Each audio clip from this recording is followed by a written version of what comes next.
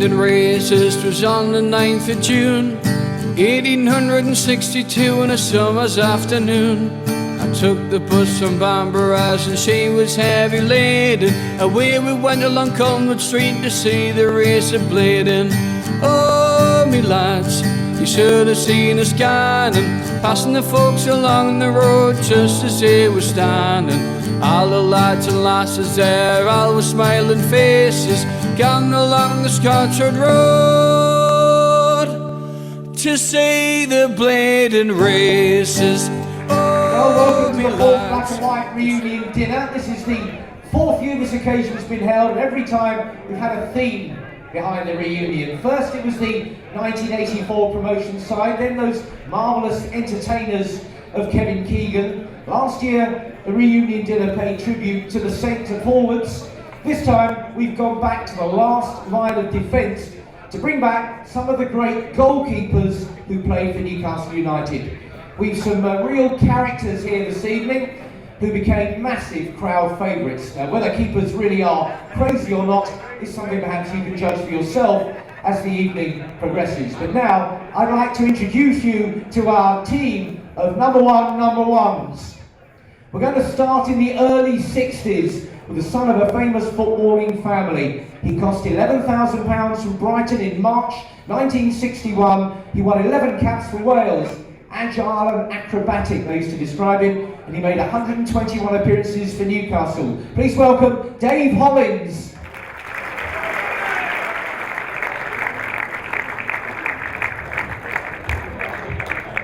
He was an ever-present in United's second division championship winning side and played 187 times for Newcastle. It's Gordon Marshall.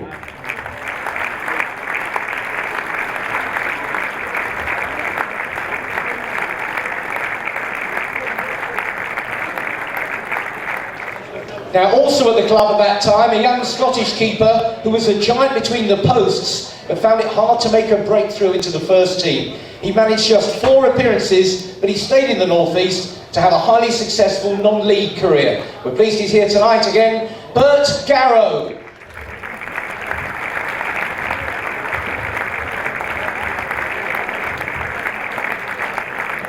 Now, in November 1966, United paid £7,000 for a Northern Irish goalkeeper they'd kept their eyes on for a few years.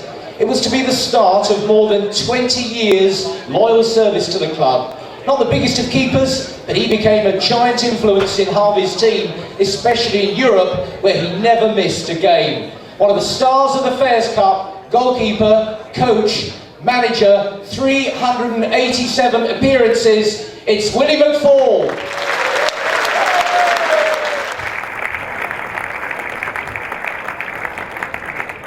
Into the 70s now, and the man who took over from Willie McFall. He played 200 games for Torquay and became a regular in Gordon Lee's team, who reached Wembley and the League Cup final.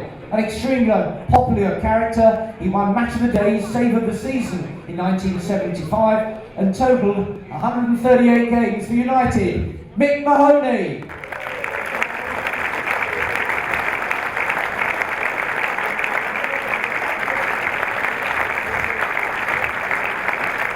Mick Mahoney seemed the goal he's given his full time, I think.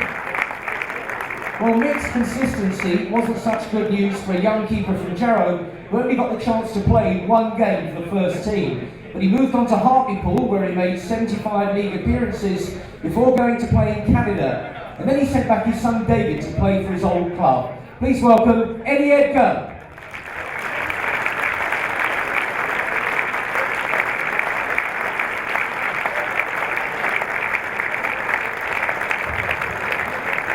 We're staying with the local lads now, and a one club man from Morpeth who spent nearly 10 years at the club. He had to wait for his chance behind Mick and then Steve Hardwick, but he went on to play a big part playing behind Kevin Keegan and Arthur Cox's promotion team. 195 appearances, then he played for England as well. The England Police 11. Please welcome Kevin Carr.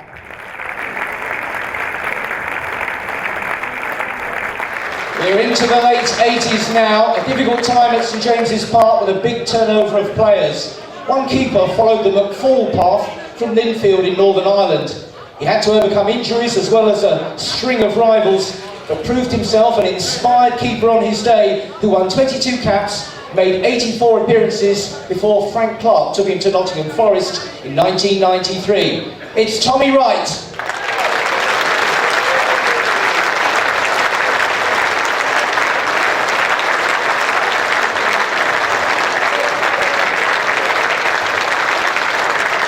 Now, one of the men Tommy had to fight for a place had arrived on trial in December 1990. He was completely unknown, but 7 years later, he left the club as undoubtedly one of the most popular players of the modern era. He cost a modest £350,000 from Banik Ostrava and became a crowd hero in Kevin Keegan's championship-winning team. 190 Newcastle appearances, a Czech international, which is an amazing achievement when everyone knows he really is a Geordie. Pavel Srnicek.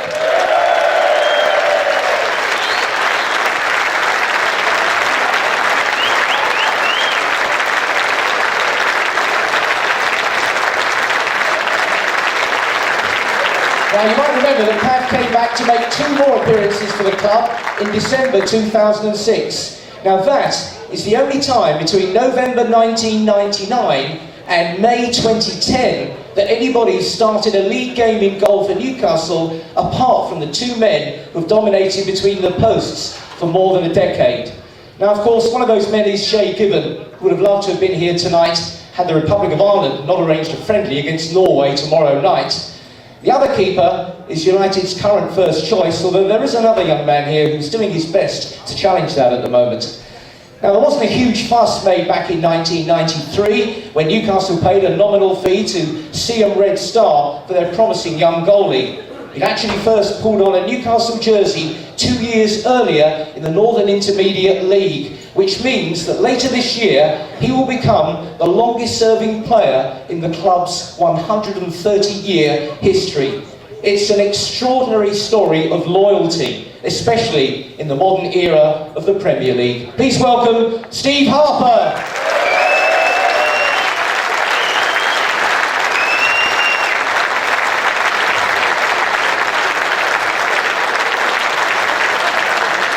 And that brings us right up to date to the player who was in goal against Fulham on Saturday. He joined Newcastle from the Dutch side Den Haag as a 17-year-old in 2005.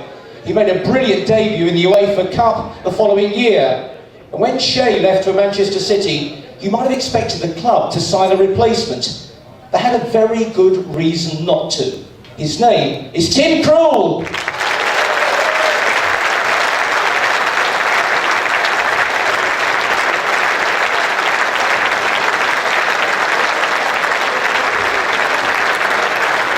Ladies and gentlemen, they're your special guests. Can I welcome up on stage together to take their places, please, at the top table, Newcastle United's goalkeepers.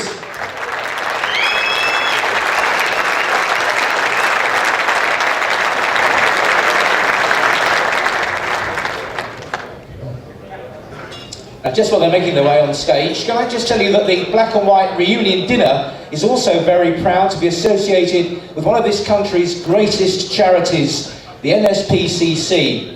All money raised here tonight will go to help protect North East children. Here to tell us more about it is Danny Mitchell, who is the corporate fundraising manager for the NSPCC here in the North East. Dan. Just before I forget anything, can I just have a huge round of applause for Players Inc. for pulling this off? It's absolutely superb.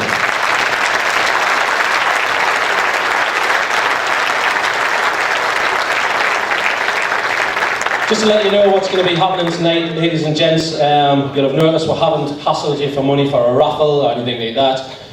We've got one ask tonight in reality, and everybody's got an envelope with them. Now what I'm going to ask is that each table nominates a captain. Now that captain can be the best looking, can have the most money, can be the funniest, doesn't necessarily have to have scored 206 goals for the club or anything like that, or captained England. Now what the team captain's duties are is to collect the envelopes of each individual on the table, and what that enters you into is we've decided to put it all together, the raffle, the heads and tails, the envelope draw and the captain's draw. So it's £20 in there, and basically you've got 4 chances to win things. Every table will win at least one prize, and then there's some fantastic prizes for the room draw, and then the captains will be entered into a separate draw to win an absolutely unique prize. Now, in reality, this money, as mentioned before, is going to stay in the North East. Now, if every table puts their £20 in, that's £200 apart from if obviously you've got more than that. It costs the NSPCC about £50 to counsel a child for one session. So if your table completes the full table, that's 4 sessions. So you'll be helping a child to get over abuse and neglect 4 sessions from your table. So if the whole room does it, that's a lot of counselling sessions. Again, it will be staying in the North East, because we have just took the keys for our new service centre, where all of our existing services are going to move into. We do need a lot of money to refurb that, which is what this is going towards tonight. Now, just one other thing before dinner. I'd like to introduce you to somebody who Danny mentioned, who's done a huge amount of work to make tonight happen. But he'd also like to take the chance to lead a few rather important tributes. So please welcome Steve Wraith. This is the 4th year of this event. We've done some, done some great events over the last few weeks, but this is one of our long-running events of Players Inc. Event Management, and it's great to see so many of you come and support the NSPCC again. Sadly, as happens every year, we always lose people who support this event, and I just really want the room in general to pay tribute to those people. Some of them are people you'll know, other people who you won't know. I'll start, and it's in no particular order, but Les Usher, who's a guy who, just an ordinary Newcastle fan. He went to Milan, saw Alan score in Milan. He travelled all over the world following Newcastle United, but he was one of the diehards. He put himself forward for the fans liaison committee in the early 90s, but he travelled backwards and forwards to Newcastle United with the first club lads. There's a few of the lads there who know him as well, but Les came to every event that we did with regards to Newcastle United. He's one of the guys I'd like to mention tonight. Secondly, Brian Williams. I think those of you who used to, again, travel backwards and forwards to follow this great club will remember Brian as the steak baguette man. Brian used to have a steak baguette before every game, and I used to travel to a lot of the away games with Brian. We used to go down in his car, and Brian is very important to me in this event. He passed away this year, sadly, but he's very important to me because of his involvement with Coastline Glass, who of course have sponsored this event for the full 4 years, and again they've sponsored us again tonight through the new managing director, Alex Holliday. So Brian, again, somebody who will miss very dearly. Third and foremost, obviously, with Ian McFall on the top table, Jackie Sinclair passed away this year. Very sad to see Jackie go. Privileged enough to meet Jackie myself a couple of times. Not privileged enough to see him play, but again, somebody who I'm sure Newcastle United fans will miss dearly, especially the Fairs Club lads down there on the table who've been backwards and forwards to see him over the years and paid their respect. And last but not least, somebody who I'm proud to say over the last couple of years has supported this event, and who was, he became a bit of a dear friend to me, so you could pick up a phone, and I know certainly one person in this room can relate to that as well. Somebody who discovered the best striker the football club has ever seen, Alan Shearer, Mr. Jack Hickson. We sadly lost him at the back end of last year, but he was at this event last year and supported the event. All I'm asking for is a minute's applause for all of those that people have mentioned tonight. Minutes of applause for them, please.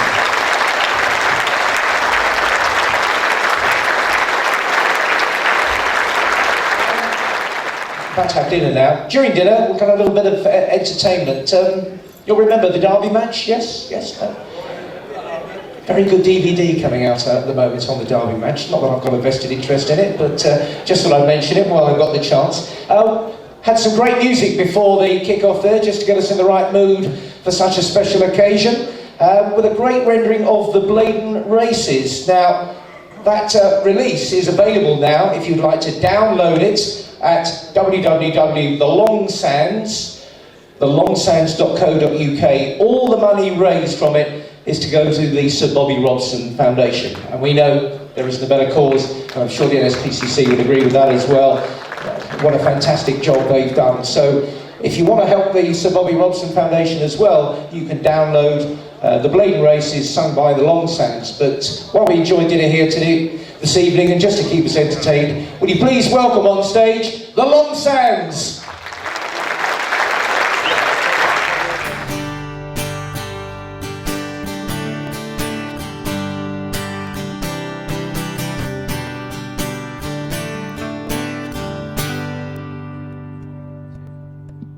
When the Bladen races, it was on the 9th of June 1862 on a summer's afternoon. We took the bus from Bamborough, she was heavy laden. Away we went along Colwood Street that's on the road in Bladen. Lovely lads, we should have seen us scanning, passing the folks along the road just as they were standing. All the lads and lasses there, all the smiling faces, ran along the Scotchard Road to see the Bladen races. Oh, me lads, you should have seen us scanning, passing the folks along the road just as they were standing. All the lads and lasses there, all those smiling faces, ran along the Scotchard Road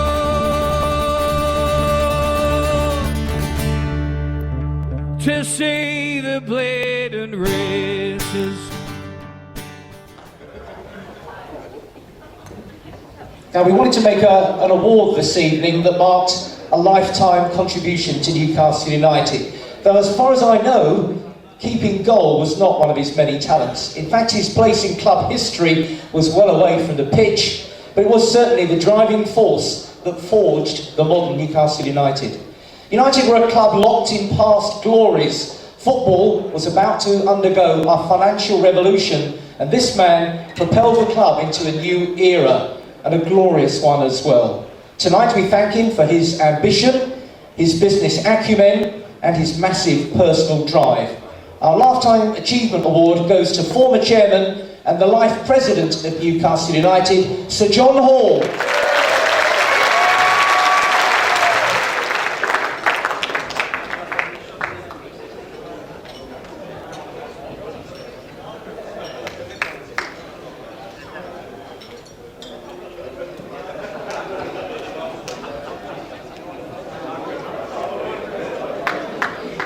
You wouldn't mind a word, would you, Sir John? You're always good for a word or so.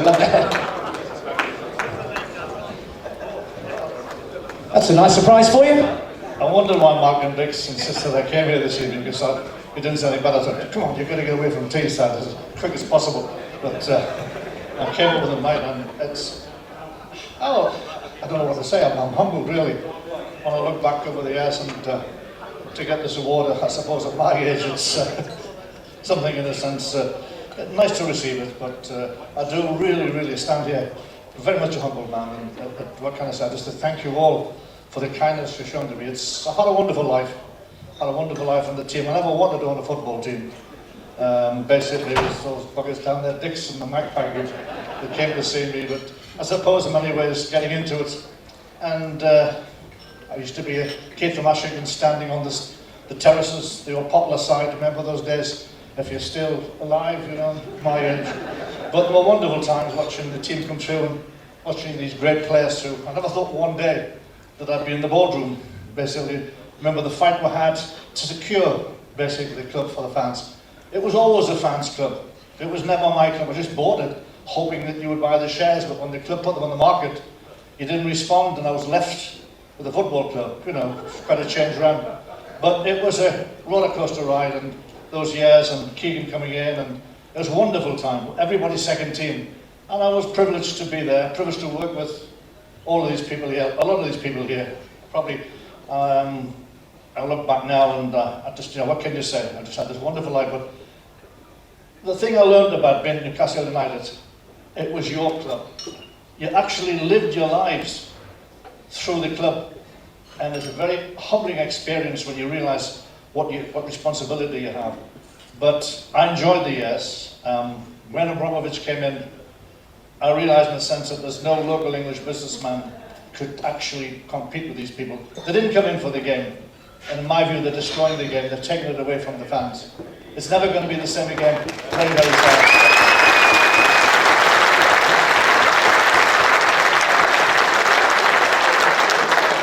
One of the great things about always interviewing Sir John Hall was that you didn't really need that many questions. When you look back to, you know, the club that you first tried to take over, and you look at the modern Newcastle United now with its fantastic facilities, I mean, is it possible to sum up what an enormous change that was at a crucial time for football as well?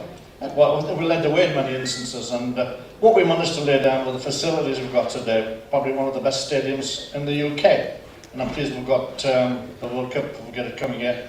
But the changes we made, I just led the pace, but behind it all were you lot, the fans. Because without you people, football's got nothing. Those empty stadiums are empty, nothing. The people, the fans, are the people that generate the game, and we cannot forget that. I look today, at my age now, I'm sort of yesterday's people in many ways, and I do thank you for this to sort of remind me in the sense that I played a part, but I cannot thank you enough for what you did. I just led you all, and the times we went away abroad, and the European Cup, they were exciting times, and I've got wonderful, wonderful memories. You know, where's Harper along there? The women loved him, you know. He's the scourge of my bloody kitchen. He was. But no, I just say it. Thank you again, everybody. I'm really, really, really humbled and honoured for what you've done for me this evening. And when you get to my age, it's nice in a sense to be remembered. And I just want to say to you all, thank you again. And whoever did this presentation, and Dix, I'll see you later. Thank you again. Sir John Hall, thank you very much indeed.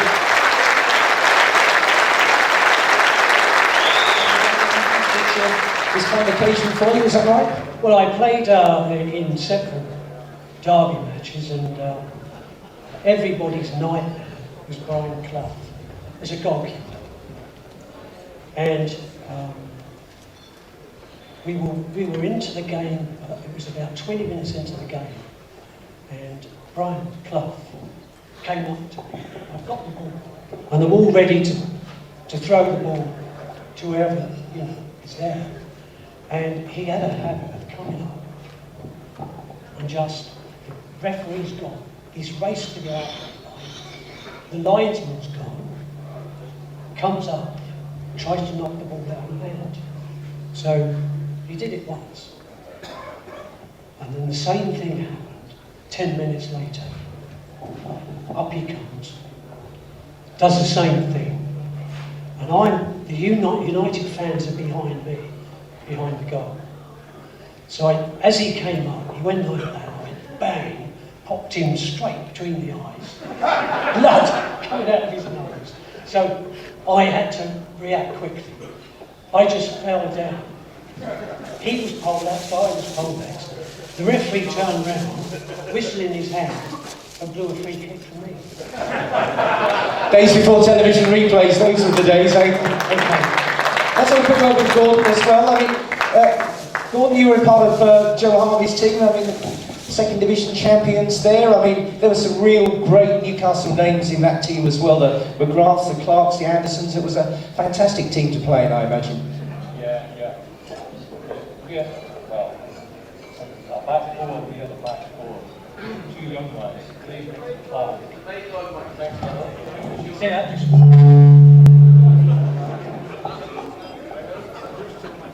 Hello? Hello!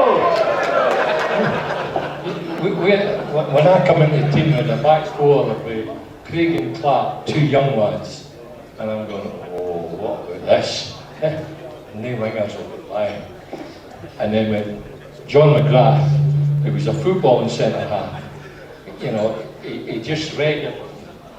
He knew where to be, and he was the right place at the right time. And it was great to play, but it was easy to play behind him. I said, well, I can play here all day. What was Newcastle United like to play at the ground then in those days? To play at the stadium, the fans, what were they like? Well, I always felt when the crowd really got behind you and you were in front, well, we can't afford to let anyone in here. It was an extra man.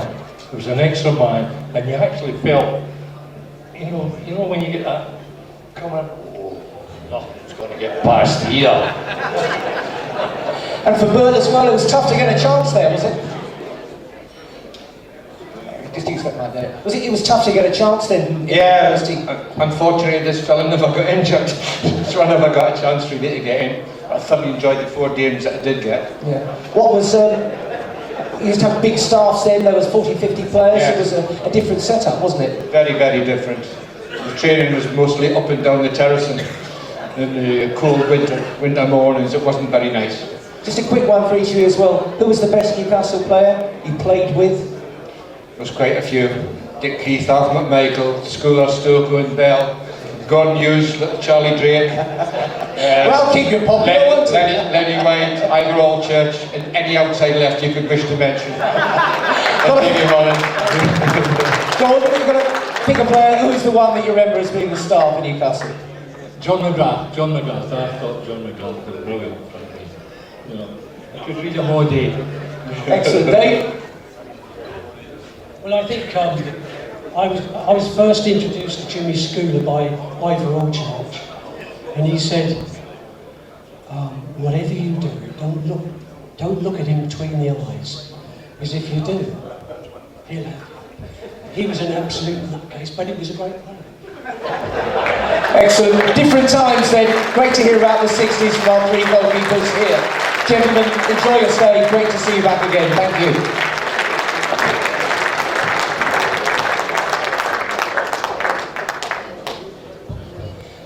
Right, I want to move on now to one of the major figures in Newcastle United history. Our Fairs Cup winning goalkeeper, coach, manager. What a contribution he made to Newcastle United. Willie McFall.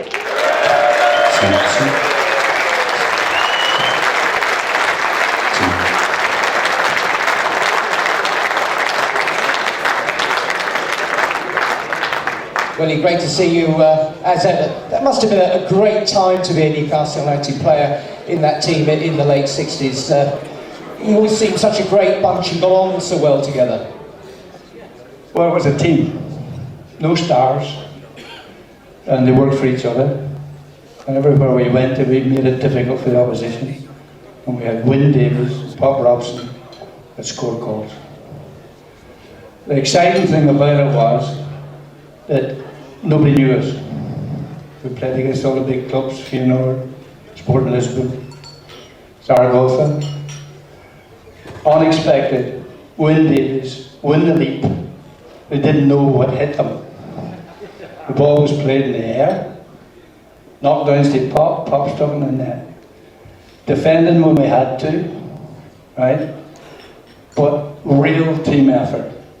And to be fair, I don't think the game's changed. I think you have to put team effort in every time you go on that football field. Sometimes it works, but there should be sweat on the shirts when you leave the field.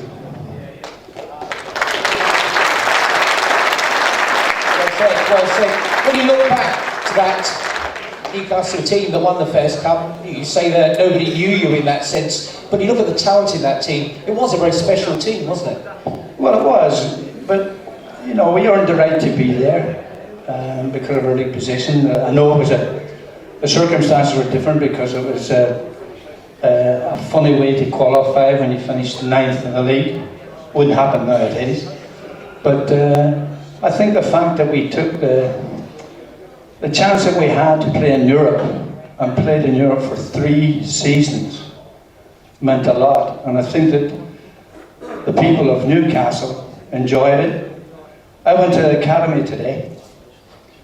Jimmy Nelson, a good friend of mine, he's been in Newcastle for a long, long time. And I looked at 2 pictures on the wall of the stadium. And I've got it back, Sir John, up here. The difference in the stadium when I arrived in '66 and the stadium today is unbelievable. But can I just say one thing? We played 2 games in the Fairs Cup, one against Rangers in the semi-final, one against Doza in the final, and there was 59,900 people. Health and safety doesn't allow that to happen nowadays. And when you think about the Rangers situation, that spoiled it a little bit.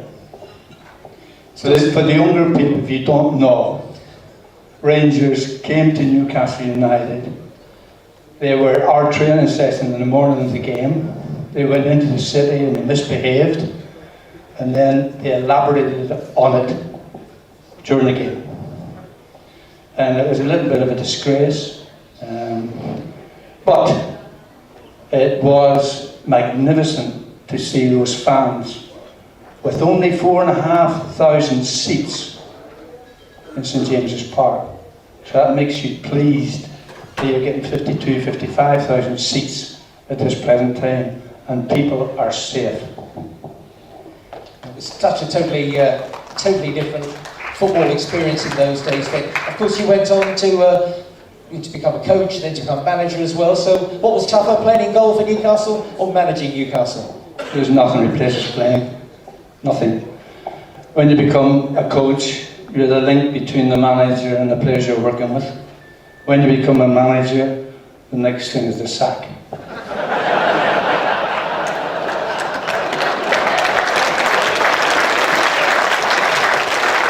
Still kept a great association with Newcastle, even though you're back home now as well. I mean, is it possible to sum up what the football club means to you? Well, as Kevin Keegan said once, if you cut Willie McFall open, you come out with black and white blood. I had a fantastic time here. Any of these goalkeepers sitting here, right, I don't think any one of them could say they didn't enjoy their spell at Newcastle United. I don't. Hey, we got stick from you guys. Well, not you guys, but a few years ago. Well, because we probably deserved it.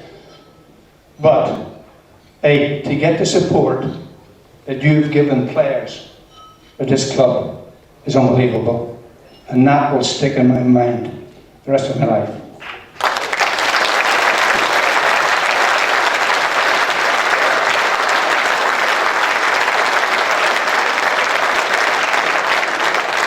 I'm just going to ask Paul Healy from our sponsors this evening, Coastline Glass, if he'd just come and join us up on stage, because we do want to pay our own extra tribute to some of our guests here tonight, who I'm sure everyone here will feel have made an outstanding contribution to Newcastle United. So here to present this token of our appreciation to Willie for all your many years contribution to Newcastle United, from Paul, our sponsors at Coastline Glass. Thank you very much indeed, Willie. It's great to see you back here this evening. And good luck for the rest of the season. Thanks so much.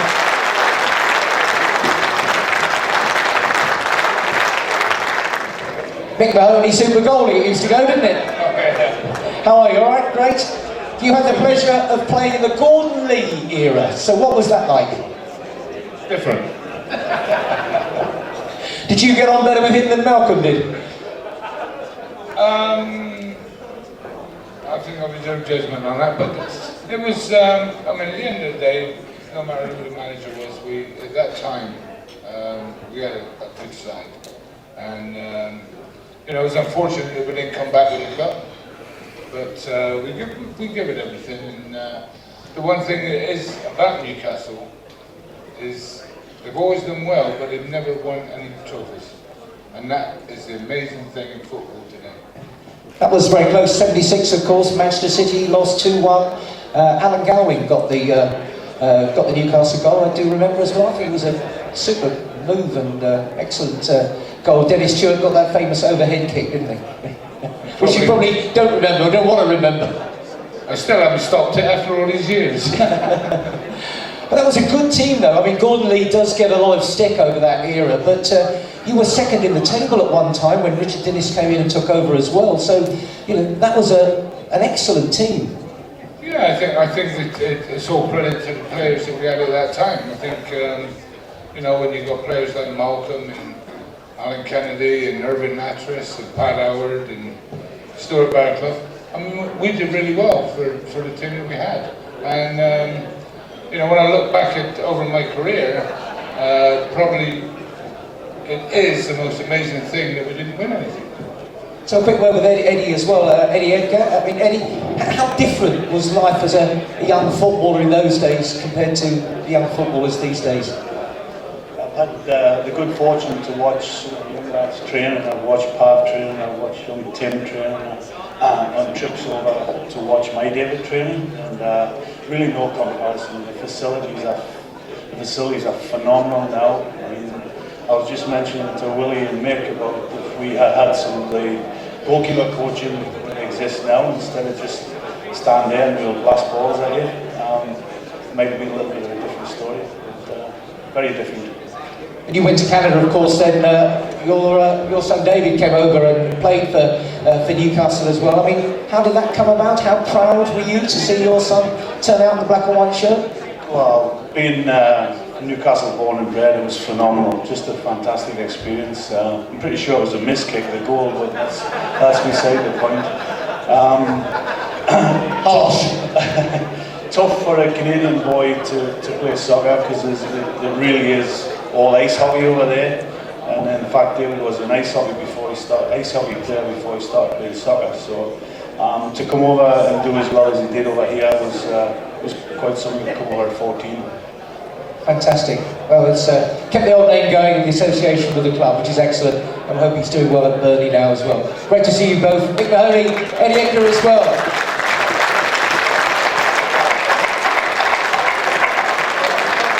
Let's move into the 80s now. Keeper in the 84 promotion side was Kevin Carr, and taking us just towards the 90s as well, Tommy Wright. Kevin, great to see you as ever. Still a comment? It's normally Asda in Gosford, isn't it? Yeah, that's right, yeah. Still with the force? Yeah, 22 years today. Today? Yes. Is it Bill McGarry gave you your first chance? Was that right? No, Gordon Lee. Yeah, Bill McGarry first came, yeah, when I first got there was Gordon Lee and Richard Dennis. Yeah. And then Bill McGarry, he was a tough customer, wasn't he, Bill? God rest him, Bill, but Happy Harry his name was, Happy Harry McGarry. He didn't like smiling, didn't like people laughing when we trained. He went mad. But he used to sit on a touchline when we trained, and Willie's just mentioned it before. And he used to sit and do sit-ups on the touchline as we were training. And we never think he was watching. And then every now and again he would sit up and like, and the whole thing would just freeze. Ruled by fear, absolute fear. And then one day Kevin Keegan came along as a player, and how much did life change then? Oh, I think I was busy walking through glass doors the day he signed in Madeira. I think Willie was there that day, but I don't think Coxie was there that day. They were busy signing. And it's the best signing we had ever made at that time, I think, in tour with breweries and sponsors. It was just fantastic for the club. It transformed the whole mood, everything. I mean, it was unbelievable when he came, wasn't it? Originally, if we had scored a goal, we would win 1-0 because we were so defensive-minded. When Kevin came, the whole thing changed, and it became just completely the other way around. He used Peter Beardsley, Chris Waddle, Terry Mack, Davy Mack. The whole thing was just let's go. If we win, we win 5-4 or 4-3 or 3-2. Fantastic period as well. Tommy, let's have a chat with Tommy as well. Of course, you followed in Willie's footsteps, really. Was that a path that was almost laid out for you, was it?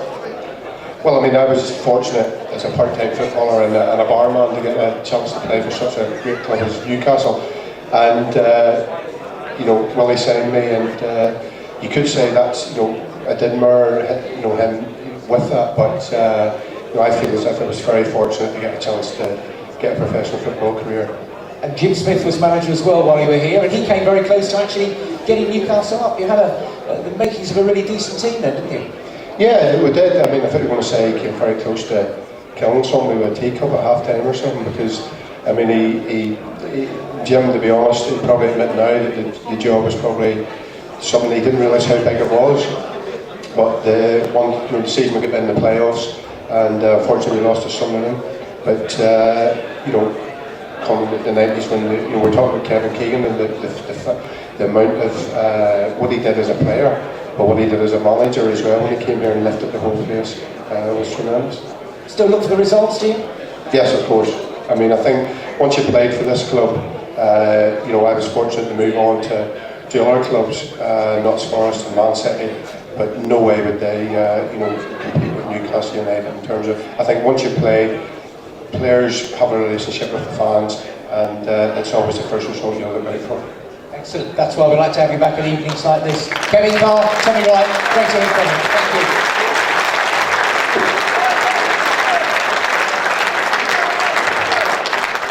Right, we're going to move into the Newcastle revolution of the 90s now. A keeper who only needs the simplest of introductions.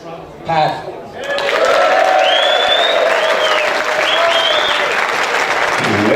keeping up best of order. Best of order, where we will be very, very quiet. Thank you very much. Which one are we using? This one here? There you go. Pav, great to see you. Hey, you've swept the floor in the auction so far. You're doing very well, aren't you? Thank you.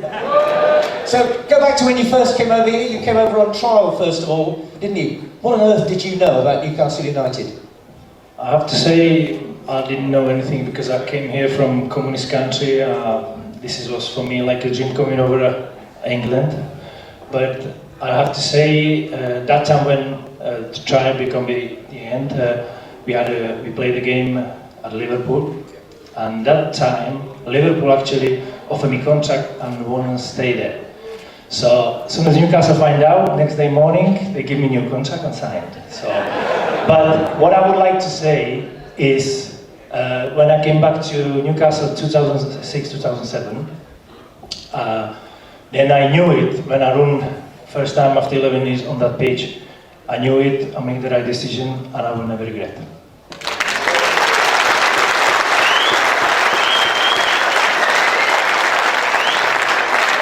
So, Jim Smith was the manager of your first year as well. Then Kevin took over. So, how much did life change for you when Kevin Keegan became the manager?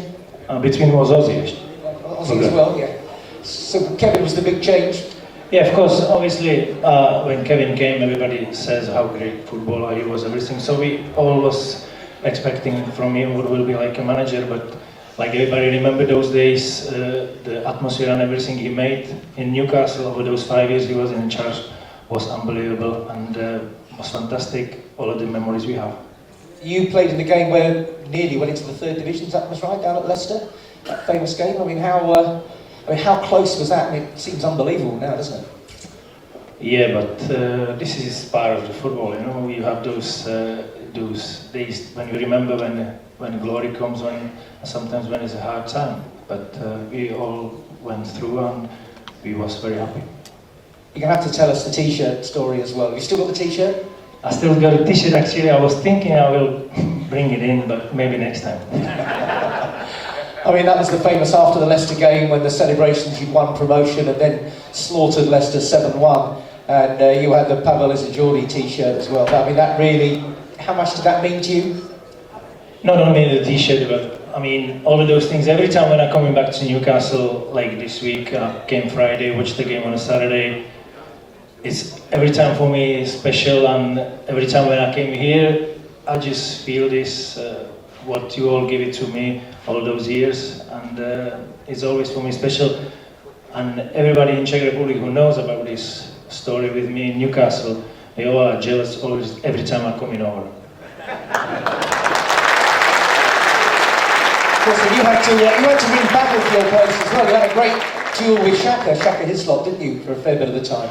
Yeah, I have to say, all the goalkeepers I had a chance meeting Newcastle. You know, maybe not in every club is like that, but we all go have a drink. You know, doesn't matter who was playing first choice keeper. We all support each other, which is, I think it's fantastic because these days I could see that from behind is not every time same like we used to have. So I think the camaraderie and everything around has been fantastic in Newcastle with all goalkeepers. Just one final question. Why do you think you were so popular? Why did everybody loves you, don't they? You are so beautiful. I don't know. No.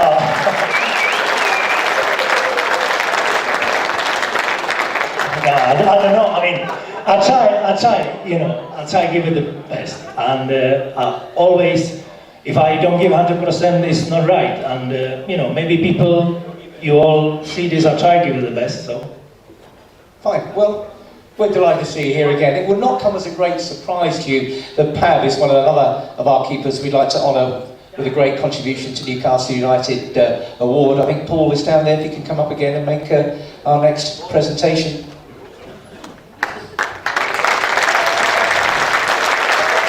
Great to see you back, Pav. I know these nights are quite stuffy, but I think there's only one thing we need to sing here, and I haven't had too much wine. Pavel is a Geordie, Pavel is a Geordie, la la la la, la la la la. That's it. There you go, yeah, just do it properly.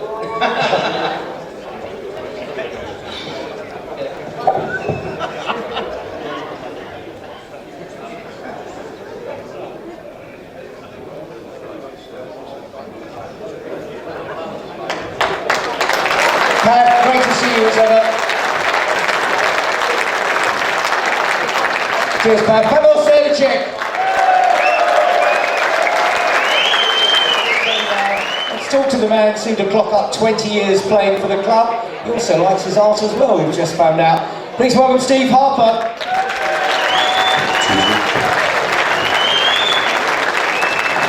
Thank you. First of all, Steve, how are you? How's the injury? It was very good until I signed all that stuff there. It's put me back about 3 weeks actually. Tim was just pulling it from under the table and everything.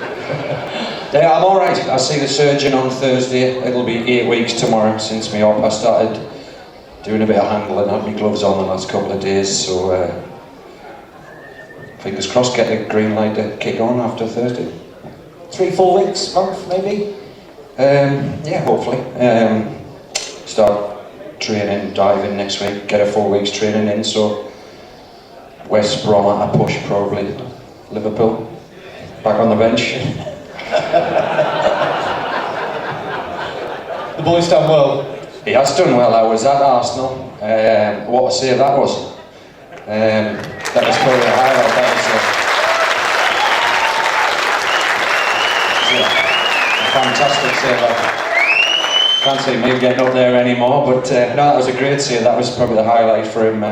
Did well Saturday as well, and he's really growing week by week into the role, as I knew he would. There can't be any other goalkeeper, all goalkeepers here tonight, who are more used to working with another keeper and having that sort of relationship of competing and supporting at the same time. I mean, just how hard is that to do when you want to be the keeper, don't you?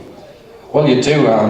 I go back to '93 when I first started with Pav and Tommy, and I touched on it earlier. Pav was fantastic. He was there a lot longer than Tommy, but what Tommy had when I went in as a raw 18-year-old was a fantastic work ethic. I remember one Monday morning he gave me a bollocking because I had to stop training and fasten me tracksuit bottoms up, and he said, "Come on, you've always got to be ready." And about 20 minutes later I threw up, and then I had to tell him I'd been out on the Saturday night. I got a bollocking for that as well. So that was just an example of Tommy's professionalism, but Pav was amazing for me when I was a young lad, and I try to do with the young lads now. Getting barracked by Shearer there. Totally lost me place there as well. No, I try to do with the young lads now what Pav and the likes of Tommy did for me when I was a young lad. So yes, we're obviously competing against each other, but I like to think I've helped him so far get to where he is. I mean, I was looking at the stats. I mean, your sort of whole figures and numbers of your career at Newcastle is quite amazing, really. I mean, you went through 5 seasons and played about 13 games, I think, from 01 to 06. I mean, how tough was that? Incredibly tough. Dark times, just because I didn't shout my mouth off and, you know, use the press to try and manufacture a way out of it. People thought I was happy sitting there, but if you ask any one of the 47,000 managers I've had while I've been here, I went to see every single one of them and used to knock on the door and ask to go out on loan, and they wouldn't let me, and I was very much out of sight, out of mind, but that 5-year period was very hard mentally as much as anything. And I've read a figure that says you've been on the bench, is it 380 times? Maybe a few more too. And counting, you said, no. I mean, that is just, you know, it's admiration, I'm saying, for that, isn't it? It's admiration you could stick in there and you still be so committed. You shouldn't, that's not. That doesn't deserve admiration. The person that counted them deserves admiration. There's nothing to be... Yes, it's a fantastic football club, but you want to play, and that's not a record that I'm proud of the amount of time I've spent at this football club, but you can't be proud of sitting watching Che Given play probably 345 of them as well. To have been at this club half my life, which I have now, is fantastic. So John Hall touched on it earlier. What an amazing football club this is, because it's a football city and it takes over your life, but You know, people think, oh, you know, you have been sitting on the bench all the time. I wasn't, but when you're not playing and you haven't played, people forget about you. And that's what was the case for me, but I can't believe somebody counted that, to be honest. I don't think they did forget about you, because whenever you did appear, you always, to me, had that confidence from the crowd, who always thought, see, Harper, so I have your hearts there. I don't think they did forget about you, actually. Well, what I will touch on is that there are times, probably similar to now, whereas when I got in and thought I'd done all right, I was straight back out.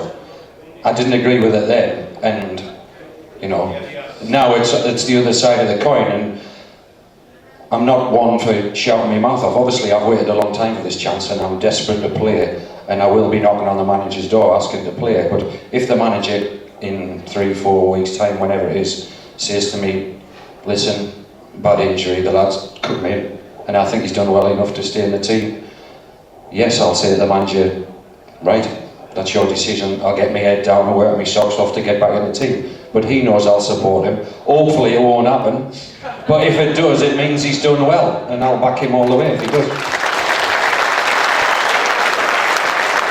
And put a transfer request. No, I'm only joking.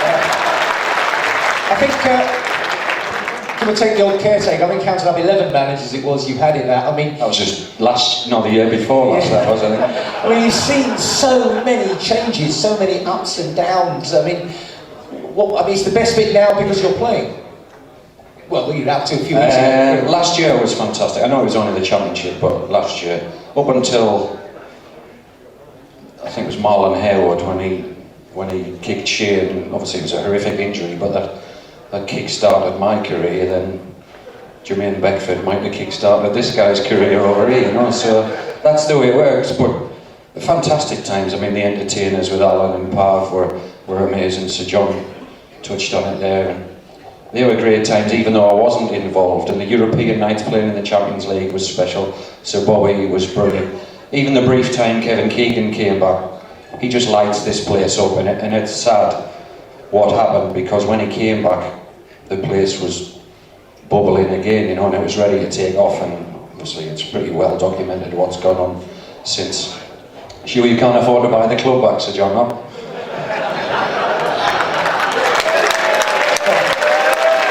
But it's been great. We've got, Willie touched on it earlier about having a team with no stars, just a great team spirit, and that's what I think people have seen in the last 18 months or so. What about when it came up that Shea was likely to go, a lot of speculation, and I mean, you must have talked, you said, great move for you, Shea, this, you know, you've got to think about this seriously. I mean, how did you play that one? Well, it was obviously what was going on at the time, and then we got murdered by Liverpool at home, and it could have been 20. And you could just see when we came off that something had changed in him. He had an air of, you know, I've had enough. I've served my time. I think I deserve an opportunity to move on. And nobody in this room could begrudge him that opportunity. You know, he was a fantastic servant here, and I wish him well. I know he's pretty fed up at the minute. I read in the paper the other week that it said no matter how well he played in training, he was never going to get picked, and I thought, rings a bell, that. What goes around comes around. Yeah, but you know, we wish him well. He's stuck for a while there, but hopefully he'll get his move, because he's a fantastic lad who was a great servant for this club, and it'd be great to see him playing again. You mentioned the number of changes over the years since you've been there. When you look around the club now, you are probably, because you and Kath, the tea lady in the press room, were the most consistent two people over nearly 2 decades. I mean, you've seen ups, you've seen downs. What needs to happen to get an up again? What's the secret of success, as it were, for Newcastle United that you've seen? Straight back that one. Well, we need to stay up first. You can say that to someone like Steve. I know that. We need to stay up first and foremost. The sooner we get to 40 points, the better this year. We've had a decent start. You look at the table now and think what might have been at home, but we've picked up some good results away from home. To get this club back on an even keel, we need to stay up and build from there. So that's the one aim this season, is to make sure that we can't finish lower than 17th. The sooner the better, and then we can kick on and try and finish as high as possible. One final thing as well, without trying to put you on the spot at all, because it It isn't like that, I think. People would like to know a little bit about Chris, the manager, because of all the 11 you've played with, he, in many ways, you know, apart from JFK, was perhaps almost a surprising appointment, but Chris has surprised, and that's not a disrespectful word, surprised everyone with how superbly he's done. I mean, what's he been like to work with all the time? I just think he was the perfect man for the situation. He doesn't change whether we win at Arsenal or we lose at home. He's just this steady influence. All the players respond to him. He's made the big decisions. You know, he's left out Kevin Nolan, Nicky Butt, Michael Owen, Alan Smith in his time here. Hopefully he won't leave me out, but there's every chance if he's leaving them out as well. And he just gets on with it. He's a good coach. He's very thorough, and he doesn't milk it. You know that we've had people in the past who've tried to use the crowd and things like that, and Chris is just straight down the line. The players have responded to that, and I think the fans have responded to him as well. Fantastic. I mean, after just coming up for 20 years, the longest in the whole period, if you got an appearance for sitting on the bench, you wouldn't be Newcastle's longest serving player. You do know that. Keep mentioning that, don't you? 380, yeah. And counting, you said that. Not surprisingly, I think that if any man has earned a special recognition from this occasion for contribution to Newcastle United, bar none, and the other people who've received an award would never argue with that, it's got to be Steve Harper. Paul, to come back up to just make the presentation.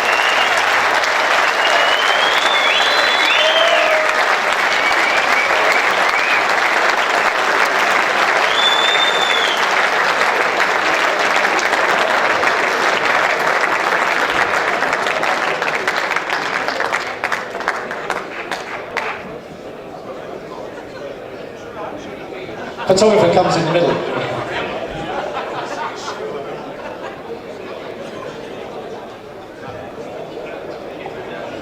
Can I just ask you to stay with us, Steve? So I'd just like to bring the whole thing full circle now and to complete the picture and introduce the man who'll be in goal against Bolton on Saturday. Big welcome to Tim Krul.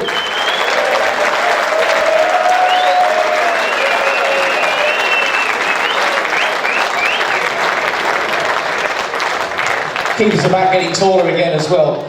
Remind us, just how did you come to sign for Newcastle? How did all that come about when you were in Holland? I was 17 at the time, and I played for the under-17 national team, and I played in the Euro Championships final. And that was the time Newcastle scouted me, and I came over to Newcastle straight after the tournament. And how much did you know about Newcastle? Was it a chance you jumped at, or how did it happen then? Yeah, same as Paf, to be honest. Of course, you know, you see the Premier League in Holland, the match of the day is in Holland all the time, but I didn't know much about the club, but I knew it straight away when I came here, and I've seen the stadium and the players who played for the club.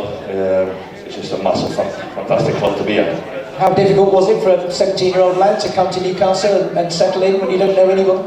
Yeah, of course it was difficult the first couple of years, but I'm privileged enough to have two fantastic teachers I had in front of me, like Steve Harper and Shay Given were at the time.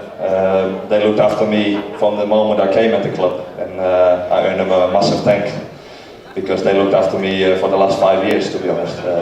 At Paf came as well at the club, looked after me and also a year, but Steve and Shay have been the main teachers for me. And how were you surprised to get your chance because of Steve's unfortunate injury that suddenly find yourself keeping in the Premier League? Like Steve already said, as a resolved goalkeeper, you always want to play and you're hoping for a chance. You never want him to be badly injured, but it would be nice if he's got a little cold or something to leave some games out. But no, of course, it's been unfortunate because it's been a bad injury. But it's been good for me. I had a nice run in the team now, and it's a great experience for me, and I'm really enjoying it. He's already said he's going to be knocking on Chris Hughton's door as well, but that's just the way it is. You've got no problem with that. You're going to fight to hang on to it, and he's going to fight to get it. But of course, that's football. Steve always said that to me the last couple of years. You know, he's been in the same position as I've been in, and he will be the first one to say, you know, fight hard and do as much as you can, and it's the manager's decision in the end. That Arsenal save wasn't a bad effort though, was it? That was nice. It was nice.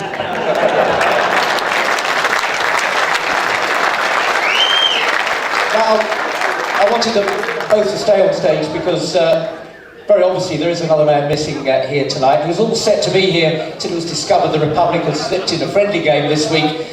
Now, we couldn't fail to acknowledge the contribution of a keeper who made 462 appearances for Newcastle. That is third on the all-time players list for the club. So I do believe we've got a message, I think, from our fourth award winner here this evening, Shay Gibbon. Shay had some great times at Newcastle United, fantastic servant at the club, 12 years. What was your favourite memories? Lots of memories. I mean, it's a great club to play football for, first and foremost, and I was privileged to Kenny Dalglish brought me there at 21 and put me straight in the team, so that was a big honour first and foremost. But lots of great memories as well, games and stuff. But probably the one that stands out is the Barcelona game, and we got to the Champions League and the press and stuff or whatever were saying it was Barcelona they turn up on the night and they would have won, and it was any Geordie that was there that night was a special night, and as a fan, as a player as well, was fantastic. We went 3-0 up. I mean, we were hanging on a bit towards the end, but the atmosphere that night was electric, and I thought the roof was going to come off at one stage. Fantastic. You had some great managers there. You mentioned Kenny Dalglish. Topsy-turvy times, isn't it? Newcastle United always seems to be the same. Favourite manager? Well, probably two. I mean, Kenny Dalglish, as I say, brought me to the club, so I owe him a great debt for that. And the most successful time at the club was under Bobby Robson. So them two would stand out. We got the Champions League and won the Champions League and the FA Cup. So we had a number of years prolonged, success. Albeit we didn't actually pick up a trophy, but that was the strongest we've been for a number of years. So probably that too. You didn't pick up a trophy, but as you say, had some great games and some great matches. What stands out as your most important save, your greatest save in a black and white shirt? Probably away at Sunderland actually. I think we won 1-0, and I think Nico Stabis scored the winner actually. But I think I remember saving the second half of Kevin Phillips. I think I made the top 10 saves of the decade in the Premier League. So if you can imagine how many saves there, it must have been pretty decent. And the best special thing for me obviously was against our arch rivals, and to keep a clean sheet and then make a save like that was pretty special. You came, obviously, you had time at Sunderland. I mean, did you get much stick from the Newcastle fans? From making that crossover. I know you weren't a permanent player at Sunderland, but did you find that? I've always said I was only a loanee player. I was never a Sunderland player. So, but no, Newcastle fans, as I say, they could have been a bit iffy at the start, but from day one they were fantastic with me. They got behind me, from day one, and a great gratitude, thanks for all their support. And I got more stick when I go back to Sunderland. When I go back to Nell Quinn's testimony, I was getting hammered over there. So no, definitely black and white. Great stuff. Obviously, you made a lot of friends in the area. So you spent 12 great years there. You left, and you never really got a chance to say goodbye. Yeah. And obviously, where things are going down at Manchester City at the moment, it would be great to see you come back to St James's Park in a playing capacity with your team at the moment. But are you upset you didn't get a chance to say goodbye? Yeah, possibly, because it is a long time in someone's life, nearly 12 years, and it would have been nice to have a fond farewell with the fans who, for the last 12 years in anybody's life is such a long time, and you've got that affinity with the fans, and it would have been nice to final farewell or whatever. But it wasn't to be, and I haven't even been to St James's Park since I've left, so that's a bit sad in a sense as well. It's a special stadium, and you get a special feeling inside when you walk inside the stadium. I'm sure the fans do the same when they go support the team. Goalkeepers have long careers. Do you think there's any chance, and I don't want to upset Steve Harper, do you think there's any chance of you maybe one day coming back? Was it something you would never write off? Never rule out, to be honest. As I say, it's a special club for me, and always will be, whatever happens, the rest of my career, and I would never rule that out, But if it doesn't be the case, as you say, there's fantastic goalkeepers in Steve Harper, and Tim Krul's done very well when Steve's been injured as well, So I'd have a lot to say about that, But it's you'd never say never, and as I say, it's a fantastic place to play football. Well, obviously we have a special award to give you tonight. Obviously you can't be here at the evening in person, but we've got Danny Mitchell from the NSPCC who'd like to present you with your award. Congratulations, Thank you very much. and that's Shea Given now inducted into the Black and White Hall of Fame. And Shea, have you got a final message for the fans tonight? Well, first and foremost, I'm genuinely sorry I can't be there. I was extremely looking forward to going back to the tune for a night and meeting so many friendly faces, and hopefully in the new year, we talked about it before, we might get up for a night and a questions answering for the NSBCC. And but I know there's some special names in the Hall of Fame, and I'm very honoured and privileged to be one of them names here now. And as I say, hope you all have a special night. There's a lot of goalkeepers there who'll answer plenty of questions for you tonight. I'm sorry I can't be there, really am sorry, but I'm off to Ireland preparing for the game tomorrow against Norway. So hope you all have a great night, and I really hope we catch up soon. Cheers.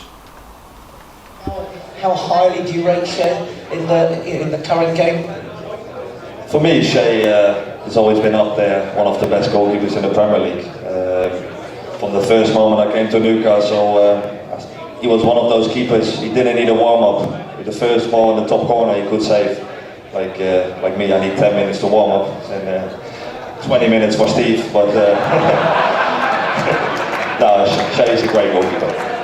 Steve, how would you sum up his talents? How highly do you rate him? Well, as Tim said, he's one of the best. He was, when he arrived in '97, I was a year older than him.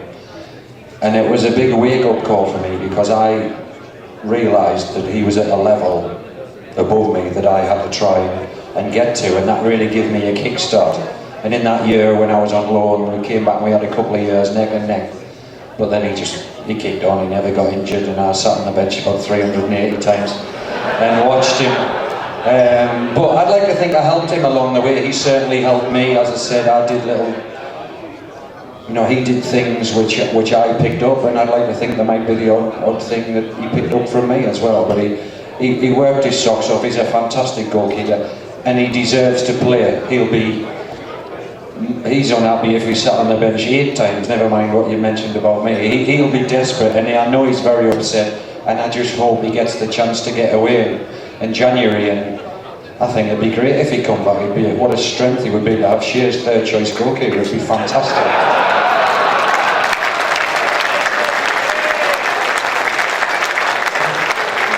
Nice one, Steve.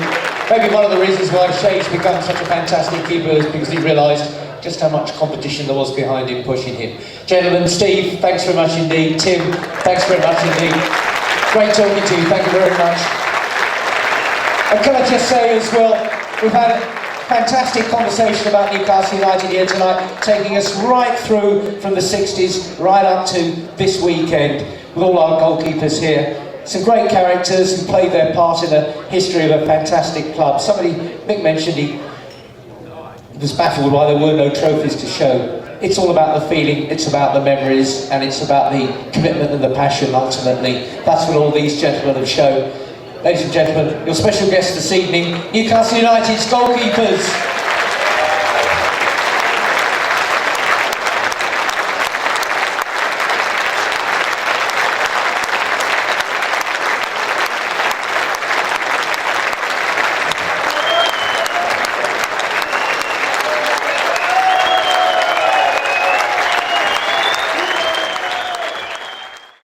Dave Holland's former Newcastle United goalkeeper here at Goalkeepers reunion tonight. How does it feel to be back amongst friends? Well, it's wonderful. I mean, I haven't been back here 40 years, and the change in the town's been fantastic. But what was a revelation for me this afternoon was to go up to see St James's Park, and it was absolutely incredible. I mean, the way it's progressed, and it's massive. The ground surface is perfect. The playing surface is wonderful, and I can't fault it. You still follow Newcastle United? That is, I mean, I've had 4 clubs. Newcastle United's the first result I look for every Saturday. Great stuff. And any old friends that you've caught up with tonight? Anyone in particular you were looking forward to seeing tonight? Well, Gordon Marshall, we were rivals, and it was nice to see him. I haven't seen him for 40 years, I suppose, 30, 40 years, so it was a nice reunion. But it's a great reunion for all the fans. It's been brilliant. And I mean, the reception I've had is unbelievable. You know, you think, I mean, my brother plays for Chelsea, and you know, nobody really remembers him or players that have played with him. But here, it's unbelievable. People are coming up to me all the time. I can remember you. It's wonderful. Dave, that's great. Thanks very much. Okay, thanks very much. Thanks for coming. Gordon Marshall, great to have you here tonight. Special occasion for you? Oh, this is brilliant. This is brilliant. We're just saying, what is the adrenaline rush? Getting asked to sign all these autographs. My hands sore. You know, it's been great. You know, Yeah. I mean, my writing's not got any better, like, you know, but. Great game that you played in. Can you think of one off the top of your head on a night like this? Well, again, That you played in. Yeah.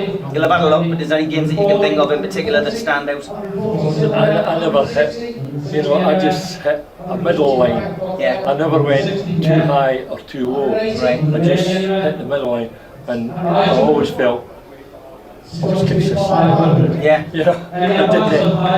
Nothing really stands out. Biggest memory about Newcastle, was it the fans? The fans are still as fervent now as they were when you played?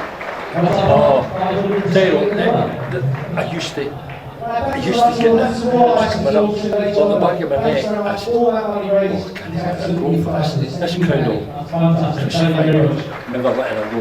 And you really felt there's no way the ball will get, you know, get past me now. And you really felt that way. They were an extra man in the park. I just felt that. It's great. Do you still follow the team today? Oh yeah. I've had a lot of clubs. I follow all the clubs. I always look for Hearts and Newcastle. They were my two. They're the two clubs I looked for first. Brilliant. Happy memories. Thanks for coming tonight, and thanks for agreeing to do this. Thanks very much. Thanks a lot. Thank you. Cheers. Kevin Carr, first of all, great to see you here tonight. The first goalkeeper I watched as a young man in the 83-84 promotion season. Great night tonight. Fantastic, and lovely to see people, well, Tom as well, who we haven't seen for maybe 30 years. The last I saw Mick Mahoney was driving to the Benwell about 30 years ago, and he's I don't know, some Austin Allegro or something, but no, it's fantastic. He's changed his car since then. Yeah, but these kind of occasions, I mean, the fans are loving it, aren't they? And great to see Sir John Hall and Alan Shearer in the audience just as participated. And the great thing for me is I was one of them from being a young kid. It's great, and it's the only thing that I ever wanted to do from being that high was playing goal as well. I mean, that's when I was a kid, really in a position I could play, and that was it. So that was me, and I had just got into it. And, to eventually end up playing at the club you supported for years, money doesn't matter, nothing mattered, just the fact that I was there for them, that was just great. You still hold a record? I still have a record, which I'm very proud of. Yeah, which is? 6 consecutive clean sheets, which is still a record.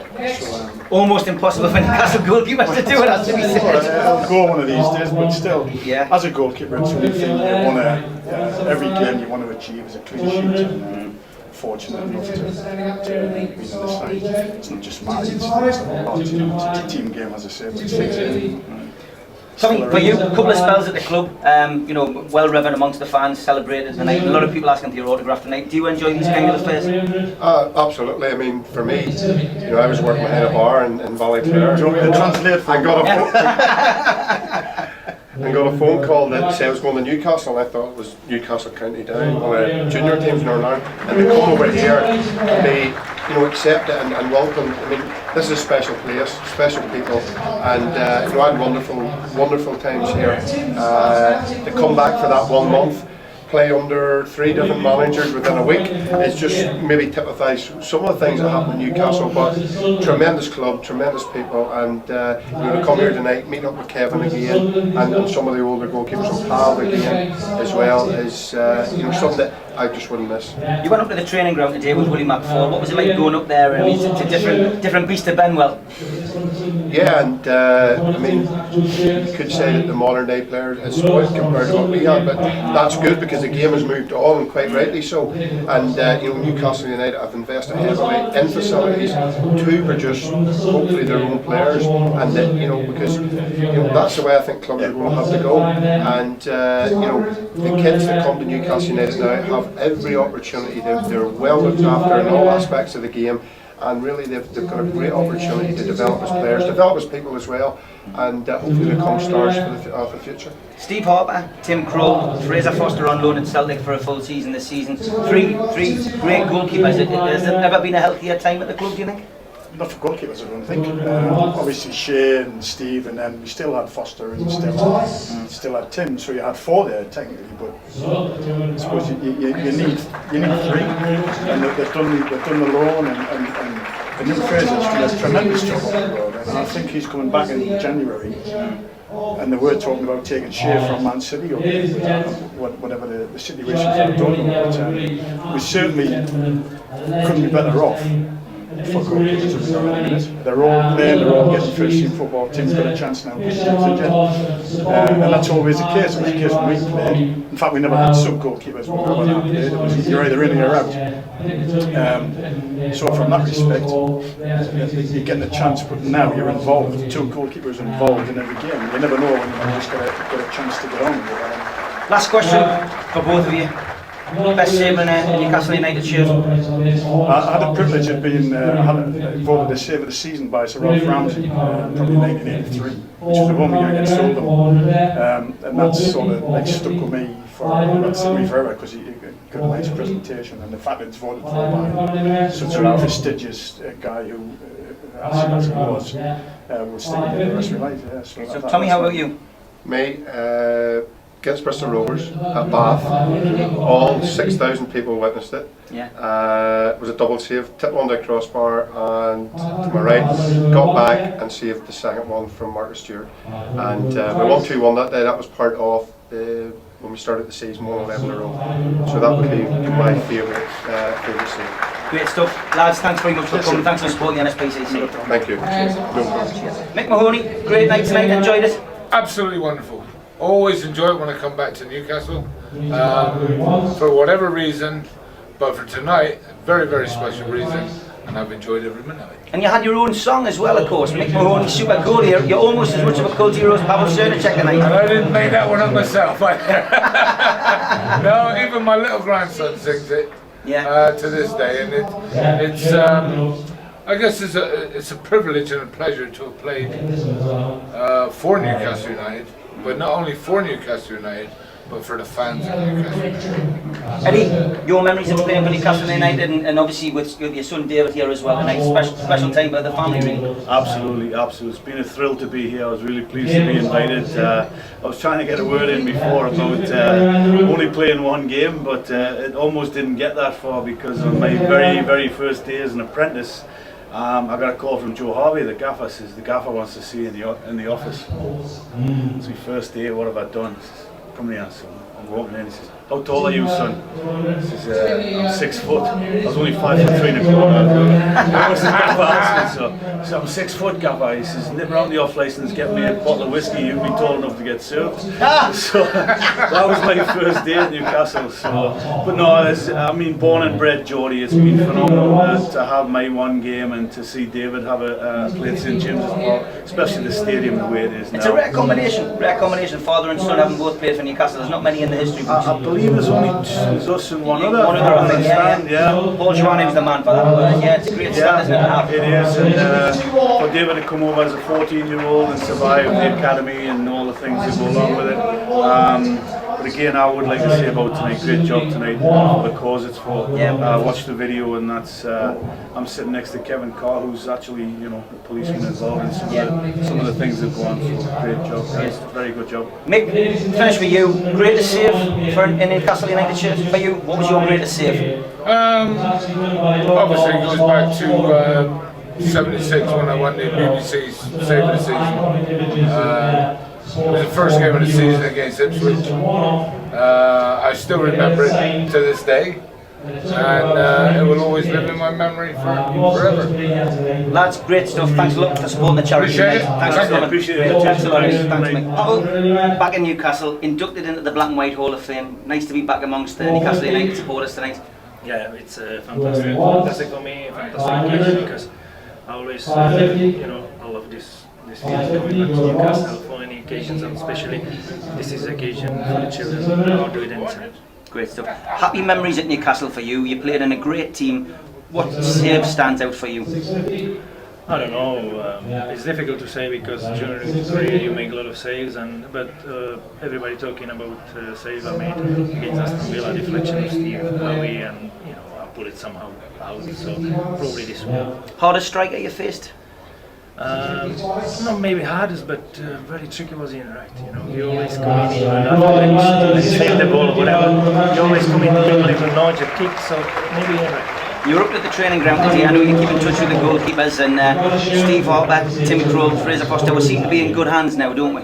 Yeah, I think all of these goalkeepers you mentioned, I think have a still future. Even Stevie is getting, it's getting on album, but Stevie, Fraser, because they're working with Stevie. I think it's a very good.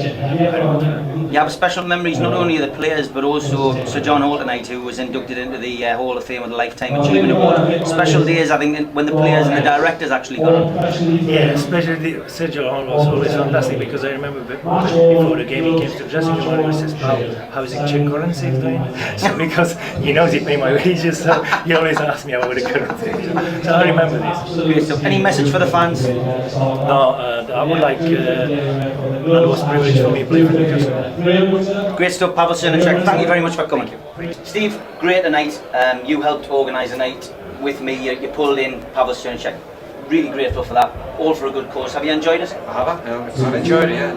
As you said, fantastic to get Pav over and to see the response of people to him as well. But great names from the past, Mick Mahoney, Tommy Ryan was here as well, Gordon Marshall, William Fall. Fantastic, and I hope that people have enjoyed it. And great of young Tim to come along as well. So. The icing on the cake of it. Does it ever surprise you the reaction you get from the fans? I mean, as a modern day footballer, I suppose it comes with it. It comes with a job. We've spoken to a lot of the guys tonight, and they've all been very surprised that they've been recognised. Dave Holland's and that. Does it surprise you how passionate the fans are up here? You've been here all your career. Really? Well, I think somebody touched on it tonight that they love the number 9s, but they love their number 1s as well, and they remember faces. So it's great that some of the older lads have been recognised. That will make them feel pretty special as well. But the number 9 shirt for Newcastle is a heavy shirt to carry, and the number 1 shirt as well, and you need to be a special character. But everybody tonight mentioned how great the fans have been with them as well.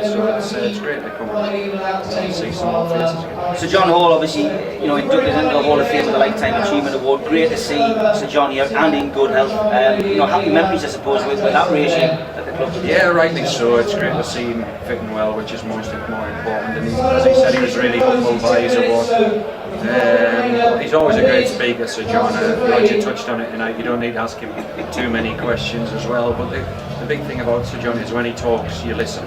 He's one of them people that whenever he speaks, he's always worth listening to. And he speaks a lot of sense as well. And he was a massive influence on Newcastle United. That was touched on tonight, so his award was rich used as well. As a fan, great to see you play last season and win promotion. Up there now with Kevin Carr, in the sense that you're the only other person, I suppose, along with Willie McFall and Gordon Marshall, won promotion there. Great to see that, and that's something probably that live with you forever. Yeah, his last year was special. That last day of the season, winning promotion, getting the kids on the pitch, they're only little, soaking up all the atmosphere. The scenes in the dressing rooms at Plymouth when we won the league. Special things that we'll live with as well. Alan Shearer here as well tonight, was inducted into the Hall of Fame last year. Senator John Hall, great to see Alan again supporting the NSPCC as an ambassador. Yeah, great of him to come along. You mentioned there he's a fantastic ambassador for not just for the NSPCC but for Newcastle United Football Club. What he did to come home when he had massive opportunities to leave, and it would be great to see him back in football soon because football needs the likes of Alan Shearer. Great stuff, Steve Harper. Thanks very much for supporting the event. Thanks for helping organise it. No problem. Cheers, thank you. Tim, great night. Enjoyed being amongst the fans tonight. Yeah, definitely, and of course the legends. Of course, you sat on the table to see Pat and of course Steve and the older ones. It's just great for me to be involved in such a great night. You played some big games over the last couple of weeks. Let's talk about the Sunderland game first. Beat the Sunderland 5-1, the old enemy. Great result. Fantastic result. A few years ago I sat in the stand. I knew how much it meant for the supporters, of course, and to be part of, to play in such a game is just fantastic. We came on the pitch, seen the fans, 52,000 going up to Mental France, and just a fantastic experience, and hopefully many to come. We're talking about that save tonight as well against Arsenal. It's up there with probably a lot of goalkeepers on the top tables, top saves so far this season. How does that make you feel? Yeah, great. You always want, it's a dream as a young boy to make a save like that at Arsenal, of course, and to win at home against Sunderland, Arsenal away, it's just been a fantastic week for me, and I think the best week of my life, to be honest, in my career as well. Fraser Foster's gone out on loan. You stayed. Does that show that the manager's got a bit of faith in you? Do you think that he's got you down there? He had you down as number 2. Now you're in the number 1 shirt. You obviously the fight to keep it. Steve's talked about it tonight. Yeah, no, of course. The club always said to me I was going to be the next number 1, and I'm glad the faith they got in me, they showed it. You know, I played the cup games last year, and I've got Stevie in front of me. Of course, he had a bad injury this season, and it gave me the chance. It's going to be a great fight between me and Steve, and I'm really looking forward to what's going to happen in the next few weeks. The NSPCC, big charity in the UK, obviously very big in the northeast. We do a lot of events up here. A worthwhile cause? Oh, fantastic! You see the video, you know, you show the kids. Just great that we can be part of such a, to help the kids. And Sir John O, of course, what he gave today, the box for the kids to experience something as a match day is just fantastic. Tim Krul, thanks a lot for tonight. Great to see you. Thanks for supporting the charity. Thank you. Thanks very much. Take care. William McFall, great to have you here tonight supporting the NSPCC Black and White reunion. Have you enjoyed yourself tonight? It's been fantastic. And I think that, when you get a crowd of people that have loved this club, it doesn't matter what you say. Goalkeepers are very much a part of the team. And the togetherness tonight has proved that from the people that have played here. And the fact that, as I said earlier, everybody loves Newcastle United. We've had a few promotion-winning goalkeepers on the top table, but you're the only person, and it must sadden you a little bit, to be a European winner, but the last goalkeeper to actually lift a real trophy. How does that feel, William? Well, I'll be totally honest with you. When we had to get together for the first cup a few months ago, we just got together as a crowd of players, and we couldn't believe it really, because Newcastle deserved better. You managed the club as well, and you've been a coach, you've been a player, you had great involvement, you were one of the longest serving players when I became a fan at the club. You bleed black and white, I believe somebody said. Do you still bleed black and white, Willie? I love the club. Look, it's probably the first result. Tommy Wright and I talk about this. Probably the first result we look for, and I know for a fact that my son Stephen, who's in Essex, is on his computer every night looking to see what's happening in Newcastle. Newcastle United now, obviously you keep an interest in them. 3 goalkeepers there. Steve Harper, Tim Krul, Fraser Foster out on loan at Celtic. Yeah. I'll put you on the spot. Out of those 3, if you were the manager, which one do you think you would pick? I think it's a wee bit unfair, isn't it? I think that they've all got their qualities. I think that Newcastle United are very fortunate they have the opportunity to select from those 3 people. I'm not a person that, if I was a manager, would have to make a decision. But in this case, I'm not a manager, so I'm not going to make that decision. Charity tonight, NSPCC, big charity. You've seen the DVD, you've seen Sir John Hall make a generous donation to the charity there tonight. Just last point really, happy to support that cause. Well, to be fair, I think you guys have done a great job. It's not because you're standing there, because you put a wonderful function on, and hopefully it's raised enough money for the charity, because it's a charity that needs support. William McFall, thanks for your service to the club. You deserve to be inducted into the Black and White Hall of Fame. Well, I've got to say something about that, because that was a complete surprise to me. A few months ago, 2 years ago I think it was, when they brought me over to put my hands in cement. But I'll tell you what, this crowns it, because it's nice to be appreciated after so many years. William McFall, thanks for everything you've done, and thanks for coming tonight. Thank you very much.